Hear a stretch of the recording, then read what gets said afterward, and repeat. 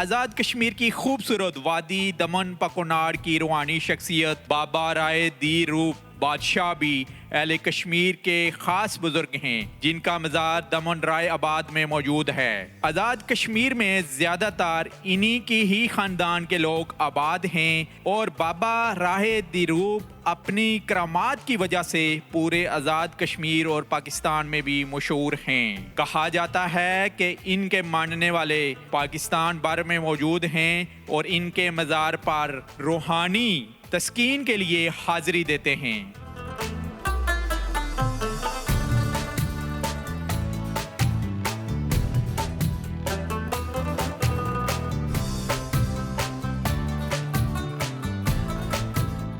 जब हम religious tourism की बात करते हैं तो जिस रूहानी शख्सियत के मज़ार के ऊपर इस वक्त में मौजूद हूँ, इनका नाम है बाबा राय दी रूप बादशाह और कहा जा रहा है कि ये मज़ार भी तकरीबन 400 साल पुराना है। यानी इस खिते में और ख़ास करके गिरदोनवा की जो आबादियाँ हैं, इन्हीं की मेहनत से यहाँ पर इस्लाम भी फैला है। हमारे साथ यहाँ मकामी इलाके के लोग मौजूद हैं, उनसे हम बात करेंगे। जी, सबसे पहले अपना नाम बताइएगा। मेरा नाम है सरदार अजहर इनकलाबी।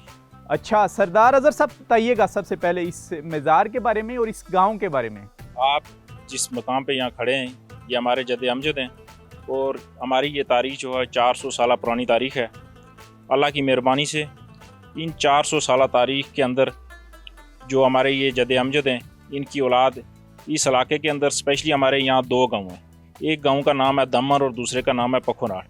और जो दमन गाँव है उसके अंदर 99% जो है वो इनकी औलाद आबाद है। और इसके अलावा यहाँ कहाँ से लोग आते हैं और इनकी करामात क्या हैं? हमारे इस जद अमजद के जो मज़ार है, इस पे पूरे आज़ाद कश्मीर से लोग आते हैं। इनकी जो औलाद है वो आज़ाद कश्मीर के मुख्तलिफ़ जगहों पे आबाद है, जिसमें आप ये कह सकते हैं कि रावलाकोट के अंदर इनकी औलाद मौजूद है, बंजूसा के अंदर इनकी औलाद मौजूद है, यहाँ हमारे नज़दीक जो है वो कंजेरी और तालाबाड़ी के अंदर इनकी औलाद मौजूद है, और सरसावा पिंजड़ा के अंदर मौजूद है।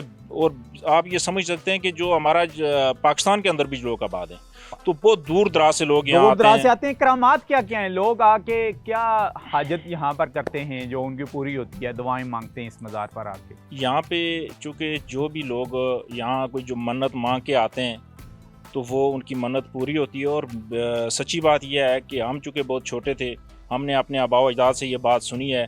यहाँ पे एक दरख्त भी हुआ करता था जो यहाँ कंस्ट्रक्शन की वजह से उसकी तबी उम्र भी पूरी हो चुकी थी, वो हमने उखाड़ा यहाँ से और यहाँ कंस्ट्रक्शन भी की। बहुत दूर दराज से लोग आते थे। जो हमारे लोगों को ये गले के अंदर एक प्रॉब्लम होती थी जिसको वो ग्लैड कहते हैं, तो वो आके यहाँ पे उसके साथ जो है वो मन्नत मांग के आके उसके पास खड़े होते थे, उसको हाथ लगाते थे, तो वो लोगों की बीमारियां दूर हो जाती थी। के साथ? जी जी, उस दरख्त जो आपने काट दी है? जी जी, आपने काट दिया। काटा क्यों है फिर? पुराना हो गया था और अच्छा। बिल्कुल बुरुद हो चुका था, तो इसलिए वो अब गिरना शुरू हो गया था, इसलिए हमने उसको गिरा तो दिया। अभी लोग कैसे करते हैं वो जिनको गलट की बीमारी होती है? मन्नत मांग के आते हैं, दरबार पे हाजिरी देते हैं, दुआ करते हैं।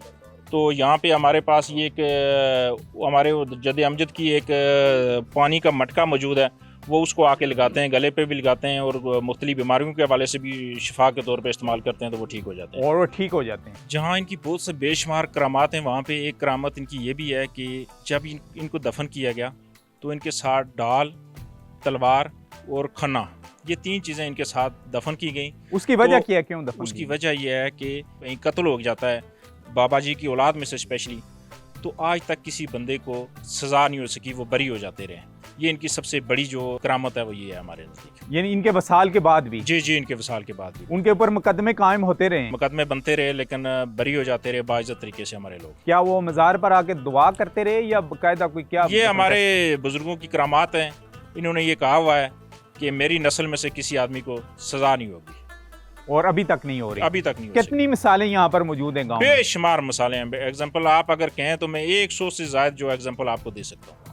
अच्छा, और इसमें यहाँ कोई मौजूद है जिनके साथ ऐसा हुआ है? बेशुमार। यहाँ इस वक्त हमारे साथ जो खड़े हैं, यहाँ कोई बंदा इस तरह का नहीं है, लेकिन हमारी इस बरादरी के अंदर अच्छा बेशुमार ऐसे वाक़यात हुए जो हमने अपनी आंखों से देखे, जो करामात बिल्कुल उनकी 100% प्रूव हुई। आप क्या कहना चाहते हैं? मेरे वाले साहब 1965 की पाक भारत जंग में जबराल्टर फोर्स में थे और वो कश्मीर के अंदर उन्होंने जंगी कार्रवाइयों में हिस्सा लिया। उन्होंने मुझे किस्सा सुनाया, कहते हैं एक दिन मैं बारामूला से श्रीनगर जा रहा था, तो वहाँ रास्ते में उनकी पुलिस चौकी थी, उन्होंने रोक लिया, रोक कर नीचे उतार लिया कि नीचे उतरो पाकिस्तानी, इधर सैफ खान आ गए हो। तो मेरे वाला साहब कहते हैं मैं वहाँ बड़ी मुश्किल से निकला और निकल के श्रीनगर में हज़रत बल के मकाम पे रात को सोया, बड़ा परेशान में भाग भाग के और कहते छुप छुपा के वहाँ पहुँचा। तो मीटिंग हुई और मीटिंग के बाद हज़रत बल के मकाम पे सैन में मैं रात को सोया। तो कहते हैं रात को बाबा जी मुझे ख्वाब में आए तो उन्होंने कहा बच्चा परेशान नहीं होना है। यही बाबा जी? यही बाबा जी। अच्छा। कहते हैं बच्चा परेशान नहीं होना है। तो इसका मतलब है कि उस जहाज में बाबा जी पूरे के पूरे शरीक थे उनके साथ, यानी रूहानी तौर पर, मतलब रूहानी तौर पर। और उनके ख्वाब में आए तो उन्होंने कहा कि बच्चा परेशान नहीं होना, मैं आपके साथ हूँ, अल्लाह आपके साथ है। अल्लाह आपके साथ है। और वो ऑपरेशन कामयाब करके वापस लौटे थे आपके वालिद साहब? कामयाब वापस लौटोगे।